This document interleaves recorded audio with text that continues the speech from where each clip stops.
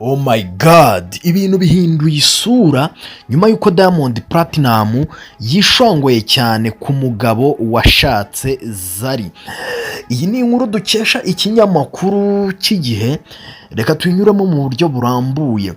Umuhanzi w'umunyatanzania Diamond Platinum yishongoye bikomeye cyane kuri Shakiba Chama washakanye na Zari Hassan. Uyu Zari yahoze abana na Diamond Platinum, so avuga ko igihe cyose rero yashakira uyu mugore nta kabuza yamwisubiza. Uwo ni Diamond wabivuze. Diamond yishongoye cyane ku mugabo wa Zari. Diamond yabigaragaje mu gice gishya cya gatatu cya Young Famous and Africa. Ni ikiganiro kigaruka ku buzima bw'ibyamamare bitandukanye muri Afurika.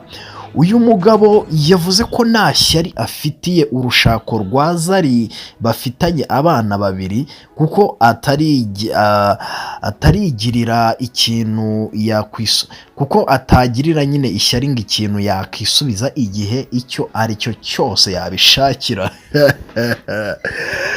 Murumva ko Diamond yavuze ko ntiyagirira ishyari Zari igihe cyose ngo yamushakira ahita amwisubiza ku kanya. Mu magambo ye yagize ati, ntushobora kugirira ishyari ku kintu ushobora kubona igihe icyo ari cyo cyose ugishakiye. Niba mushaka nshobora kumubona aka kanya mbivuze.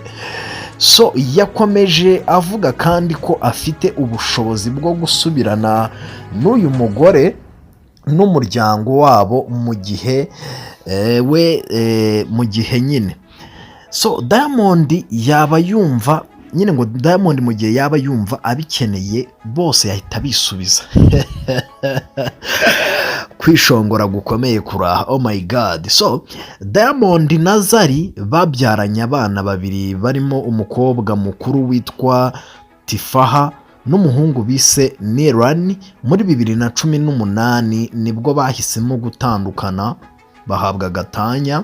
Zari muri 2023 yahise ashinga urugo n'uyu musore witwa Shakiba Chama mu bukwe bwabereye muri Afurika y'Epfo mu buryo bw'ibanga rikomeye cyane. Diamond yanagarutse ku mubano we na Zuchu, agaragaza ko ari umuhanzi afasha muri Wasafi, nta kindi kibahuza uretse akazi nyine mu by'imiziki na projet zitandukanye mu by'ubuhanzi. So rero ngira ngo murabyumva ko Diamond yishongoye bikomeye cyane ku mugabo wa Zari ariwe Shakiba Chama, aho umugabo nk'uyu yitomura akavuga ko abishaka ahita yisubiza umugore bahoranye ariko washatswe n'undi, ko n'ako kanya bivugaga ngo yahita amutumiza agahita amugarukira. Ni ikintu gitangaje cyane.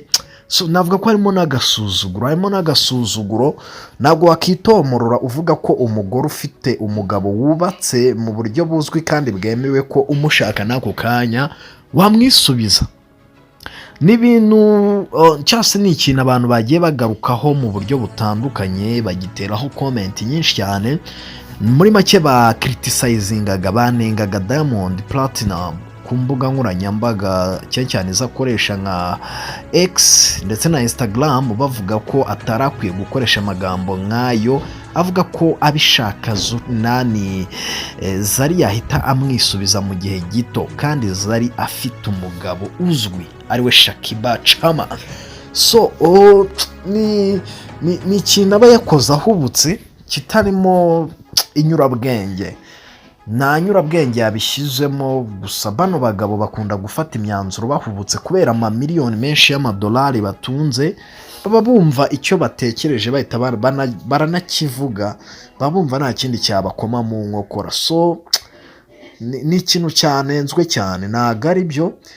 Kugeza ubu umugabo wa Zari ari we Shakiba Chama nta kintu aratangaza kuri aya magambo Diamond Platinum yavugiye mu ruhame, ndetse n'umugore we Zari nta kintu barabivugaho bicecekeye.